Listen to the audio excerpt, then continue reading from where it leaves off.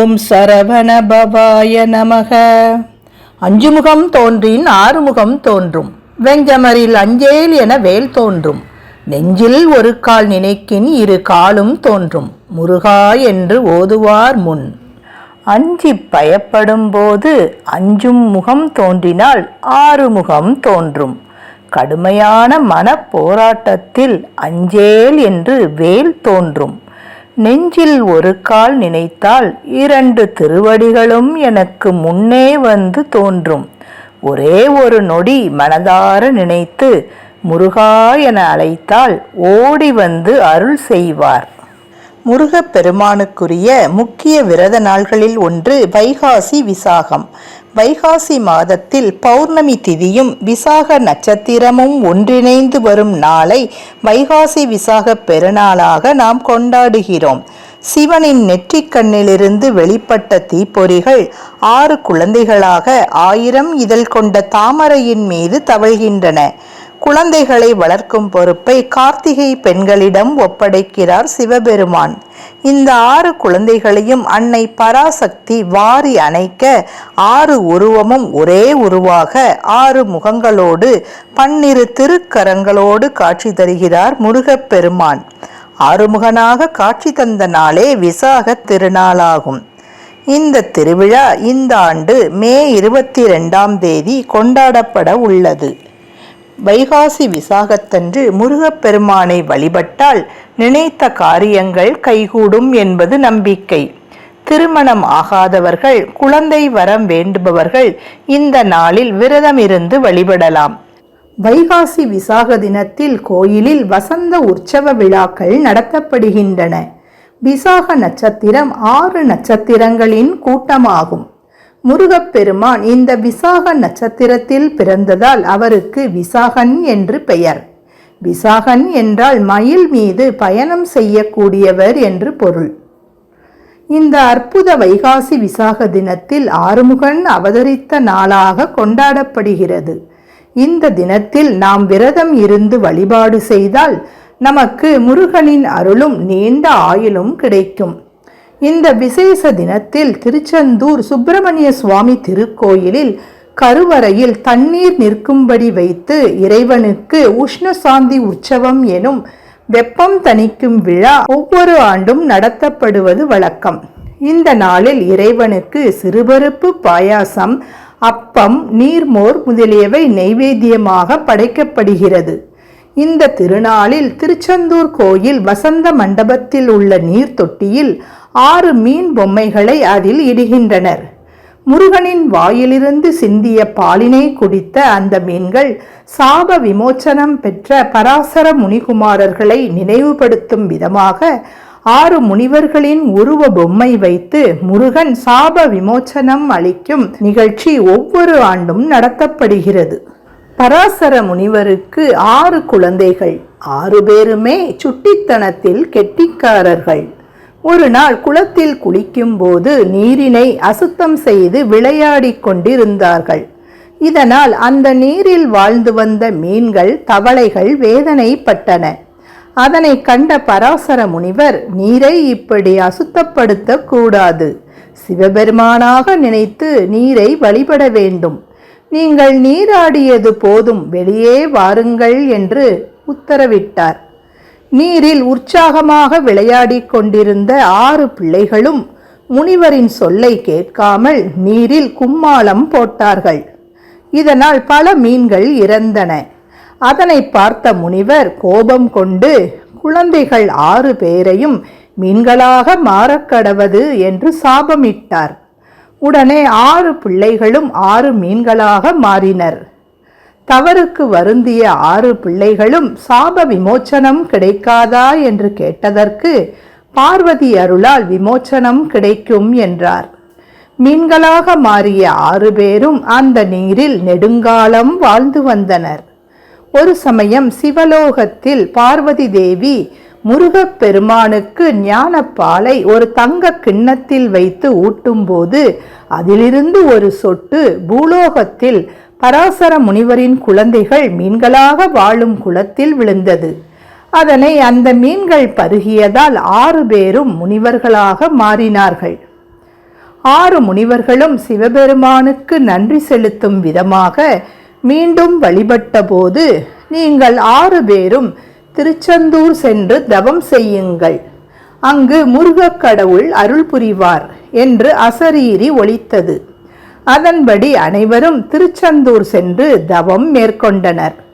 வைகாசி மாதம் விசாக நட்சத்திரத்துடன் கூடிய நிறைந்த பௌர்ணமி நாளில் முருகப்பெருமான் அருள் கிடைத்தது. சிவனின் அருளால் 6 முனிவர்கள் சாபம் நீங்க முருகப்பெருமான் அருள் புரிந்த நாள் வைகாசி விசாகமாகும். அன்றைய தினம் முன்வினை பயனால் துன்பப்படுபவர்கள் முருகப்பெருமானை வழிபட துன்பம் நீங்கி இன்பம் பெறுவர் என்று புராணங்கள் கூறுகின்றன.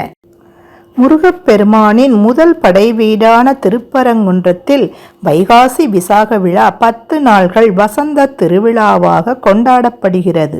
வைகாசி விசாகத்தன்று சண்முகர் சன்னதியில் உள்ள சண்முகர் வள்ளி தெய்வானைக்கு சிறப்பு அபிஷேகமும் பாலாபிஷேகமும் நடைபெறுகிறது. காலை முதல் மாலை வரை பக்தர்கள் கொண்டு வந்த பாலில் சண்முகருக்கு குடமாக பாலாபிஷேகம் நடக்கிறது. பின்னர் பால் காவடி, பன்னீர் காவடி, இளநீர் காவடி, புஷ்ப காவடி எடுத்தும் அழகு குத்தியும் பக்தர்கள் நேர்த்திக்கடன் செலுத்துகின்றனர். 3ஆம் படை வீடான பழனியில் வைகாசி விசாக திருவிழா 10 நாட்கள் கொண்டாடப்படுகிறது. முதல் 8 நாட்களும் பல்வேறு வாகனங்களில் முத்துக்குமார சுவாமியும் வள்ளி தெய்வானையும் எழுந்தருளி வீதியுலா வருவார்கள். 9வது நாள் பெரியநாயகி அம்மன் கோவிலில் வள்ளி தெய்வானையுடன் முத்துக்குமார சுவாமிக்கு திருக்கல்யாணம் நடைபெறுகிறது. வைகாசி விசாகத்தன்று பெரியநாயகி அம்மன் கோவிலில் முத்துக்குமார சுவாமி தோளுக்கினியான் வாகனத்தில் எழுந்தருளி பக்தர்களுக்கு அருள் பாலிக்கின்றார். இதையடுத்து திருத்தேருக்கு சுவாமி எழுந்தருளி தேரோட்டம் நடைபெறுகிறது. 4ஆம் படை வீடான சுவாமிமலை சுவாமிநாத சுவாமி திருக்கோயிலில் வைகாசி விசாகத்தன்று அதிகாலை நடை திறக்கப்பட்டு 108 சங்காபிஷேகம் நடைபெறுகிறது. தொடர்ந்து பால் மற்றும் திரவியங்களால் அபிஷேகம் நடைபெறுகிறது. பின்னர் தங்க கவச அலங்காரத்தில் மூலவர் காட்சியளிக்கின்றார். ஆயிரக்கணக்கான பக்தர்கள் பாத யாத்திரையாகவும் அழகு குத்தியும் காவடி எடுத்தும் வந்து தங்கள் நேர்த்திக் கடனை செலுத்தி முருகப்பெருமானை வழிபடுகின்றனர். 5ஆம் படை வீடான திருத்தணி முருகன் கோவிலில் வைகாசி விசாகத்தன்று அதிகாலை நடை திறக்கப்பட்டு சிறப்பு அபிஷேகங்கள் நடக்கின்றது. தொடர்ந்து தங்க வேல், தங்க கிரீடம், பச்சை மாணிக்க மரகதக்கல் மற்றும் வைர ஆபரணங்கள் அணிவித்து சிறப்பு தீபாராதனை நடத்தப்படுகிறது. பக்தர்கள் அழகு குத்தியும் பால்குடம் காவடி எடுத்தும் மலைக்கோவிலை வலம் வந்து மூலவரை வழிபடுகின்றனர். முருகப்பெருமானின் 6வது படை வீடான பழமுதிர் சோலையில் வைகாசி விசாக திருவிழா 10 நாட்கள் வசந்த உற்சவ திருவிழாவாக நடைபெறுகிறது. இதில் மூலவர் வள்ளி தெய்வானை சுப்பிரமணிய சுவாமிக்கு காலை மற்றும் மாலை வேளைகளில் பூஜைகள், சிவாச்சாரியார்களின் வேத மந்திரங்கள், மேலதாளம் முழங்க சண்முக சுவாமிக்கும் வள்ளி தெய்வானைக்கும் சிறப்பு மகா அபிஷேகம், லட்சார்ச்சனைகள், மகா தீபாராதனைகள் நடக்கின்றது. மாலையில் சகல பரிவாரங்களுடன் சுவாமி புறப்பாடு 10 நாட்களும் நடைபெறுகின்றது. விசாகம் குருவிற்கு உரிய நட்சத்திரமாவதால் குருவிற்கு உரிய தலமான திருச்செந்தூரில் வைகாசி விசாக பெருவிழா 10 நாட்கள் சிறப்பாக நடைபெறுகிறது. திருமழபாடி திருத்தலத்தில் மழுவேந்திய சிவபெருமான் திருநடனம் புரிந்த நன்னாள் வைகாசி விசாகமாகும். ராஜராஜ சோழ மாமன்னரின் சரிதத்தை நாடகமாக ஆண்டுதோறும் வைகாசி விசாக திருநாளில் நடத்திய நாடக கலைஞர்களுக்கு ஊதியமாக நெல் வழங்கிட ராஜேந்திர சோழன் வழங்கிய ஆணை தஞ்சை பெரிய கோவில் வடக்கு சுவரில் கல்வெட்டாக உள்ளது. இந்திரன் வைகாசி விசாகத்தன்று சுவாமிமலை முருகனை வழிபட்டு ஆற்றல் பெற்றான். ராமலிங்க அடிகளார் தன் சத்தியஞான சபையை வடலூரில் நிறுவிய தினமும் வைகாசி விசாகம். இப்படி பல சிறப்புகள் நிறைந்த வைகாசி விசாக தினத்தில் நாமும் விரதம் இருந்து முருகப்பெருமானை வணங்கினால் ஞானமும் எல்லா வகை செல்வமும் கிடைத்து சிறப்பாக வாழலாம். வைகாசி விசாகத்தன்று அதிகாலையில் எழுந்து குளித்து வீட்டை சுத்தம் செய்து கோலமிட வேண்டும். விளக்கேற்றி வைத்து முருகப்பெருமானுக்கு உகந்த செந்நிற மலர்களான அரளி, செம்பருத்தி முதலான மலர்களை கொண்டு வேலவனை அலங்கரிக்கலாம். கந்தசஷ்டி கவசம், கந்தகுரு கவசம், திருப்புகழ், சுப்பிரமணிய புஜங்கம் பாராயணம் செய்யலாம். சர்க்கரை பொங்கல் நைவேத்தியம் செய்து பிரார்த்தனை செய்யலாம். முன்வினை பயனால் துன்பப்படுபவர்கள் வைகாசி விசாக நாளில் முருகப்பெருமானை வழிபட துன்பம் விலகுமென புராணங்கள் கூறுகின்றன. எளிமையாக ஓம் என்ற பிரணவ மந்திரத்தை மட்டுமோ அல்லது முருகனுக்குரிய ஓம் சரவணபவ என்ற 6 எழுத்து மந்திரத்தையோ உச்சரிக்கலாம். உருவாய் அருவாய் உளதாய் இலதாய் மறுவாய் மலராய் மணியாய் ஒளியாய் கருவாய் உயிராய் கதியாய் விதியாய் குருவாய் வருவாய் அருள்வாய் குகனே.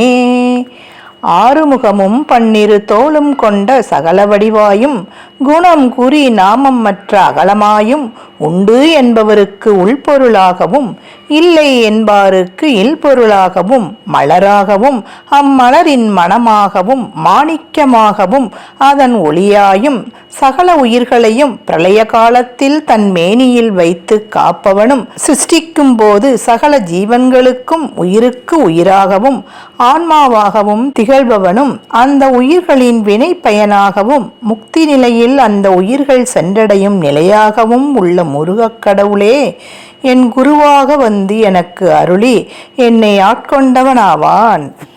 சுக்குக்கு மிஞ்சிய மருந்தும் இல்லை, சுப்பிரமணியருக்கு மிஞ்சிய கடவுளும் இல்லை என்று முருகனின் அருளை சொல்லும் பழமொழி உள்ளது. அறுபடை வீடுகளில் மட்டுமல்ல, குன்றிருக்கும் இடமெல்லாம் குமரன் இருக்கும் இடம்தான். வைகாசி விசாக நாளில் முருகனை விரதம் இருந்து வணங்குவோம். நம் வாழ்வில் அனைத்து வளங்களையும் பெறுவோமாக.